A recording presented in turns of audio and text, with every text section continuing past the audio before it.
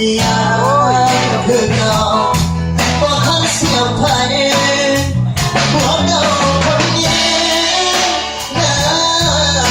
ยังอยากหวนมาเคียงกายขอโทษอีนี้ที่เคยพลาดไปไม่มีน้ำตาหากว่าเจ้าบ่ทันมีใครหากว่าเจ้ายังเคยใจอยู่ให้ตัวเจ้าได้หักได้หูว่าอ้ายขอโทษว่าชูชีเอาผัวเก่าคนนี้นะ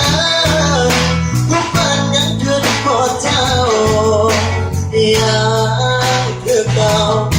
บ่ทันมีใครหัวเก่าคนนี้นะยังอยากวนมาเคียงข้าง